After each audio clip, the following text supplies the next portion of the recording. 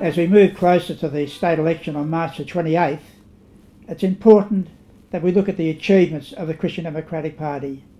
And I've been pleased in working with my colleague, the Honourable Paul Green, with what we've been able to achieve with God's help and your prayers. I've been very involved in removing bullying from WorkCover and other places. There can't be any bullying, especially by males bullying female employees. And I'm pleased we've been able to have those laws now changed. I'm also very keen to ensure that we protect the institutions in our society, such as Scripture in public schools. And we've campaigned very strongly, and the government has supported us in agreeing that Scripture will continue in New South Wales public schools in 2015. We're also been strongly supporting the chaplaincy scheme, originally introduced by John Howard when he was Prime Minister. And Tony Abbott, the current Prime Minister, has maintained that policy, but it's up to each state now under the new legislation to decide whether they want to have chaplains in state schools. New South Wales was dragging its heels, but I'm glad the Premier has made it clear New South Wales will support the same program, chaplains in our state schools.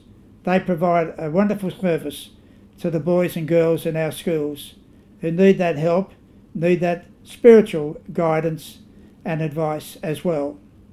I'm also pleased to have been able to conduct an inquiry into the future of Newcastle and the issue of the future of the railway line. I've come out strongly in supporting the retention of the railway line, that it should not be closed down at Wickham as the government proposes. Sadly, the government is anxious to continue with their original policy, but I hope they will reconsider that and consider the benefits to the people of Newcastle. Finally, I've been very concerned about what's called Mr. Fluffy loose leaf asbestos. It's been discovered in 1,000 homes in Canberra, and those homes will have to be demolished now. But now we've found it in hundreds of homes in New South Wales, and I've just issued a report urging the government, a parliamentary report, urging the government to provide compensation for homeowners in New South Wales who find they have this loose leaf asbestos in their ceilings. Sometimes people buy a home and the previous owner installed it and the new owner has not been advised, and that's a case that's often repeated in New South Wales. So we're calling for the government to consider a program of demolition of those homes. Loose leaf asbestos is a very fine fibre, so fine you can only see it on a microscope. But if you breathe those into your lungs, one is enough to develop lung cancer.